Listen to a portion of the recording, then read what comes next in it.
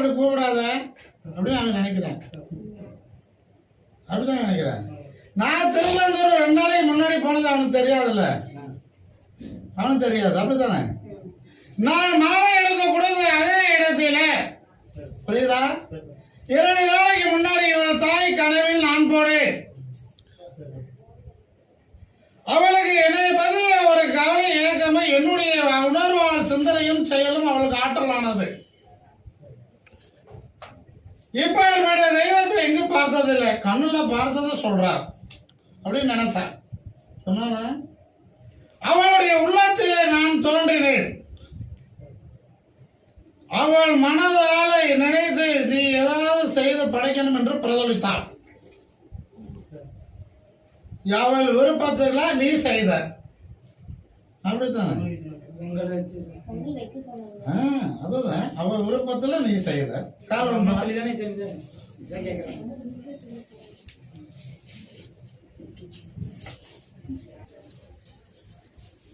இவன் தொழிலை வளர்ந்து தரணும், பொருளாதாரத்தை உயர்த்து கொடுக்கணும்.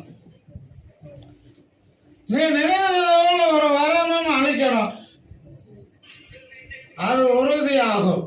சரியா? இதே மனதில் இருந்து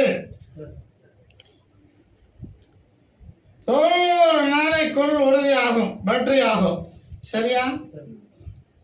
உனக்கு விழாவோடு நான் திருமணத்தை முன்னிலை நடத்தியதுக்கு என் பிள்ளைக்கு நீ அன்னதானம் போட்டணும். ஆடி அமாவாசையில உன் விருப்பத்தை போல் விண்ணம் இல்லாத காலுக்கு தண்டை வாங்கி போடணும். அமைச்சு கொடுத்துருவேன், செய்து கொடுத்துருவேன், பட்டம் கட்டிடுவேன். ஆண் குழந்தை பிறக்கும், கால் ஒன்றுவான்.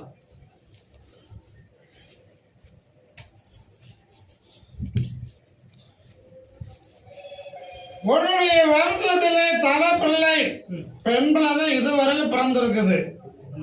ஆண் பிள்ளை யாருக்குமே பிறக்கல, தெரியுமா? உனக்கு பிறக்கும்டா, எழுதி வச்சுக்கோ. இந்த கறியை போய் இன்று இரவே சாப்பிடணும். இந்த கறியை கொண்டு போய் கல்லால் ஒரு கனியை வச்சிரு, தொழில முன்பதில் ஒரு கனியை கட்டி பேட்டரி ஆகும். சரியா?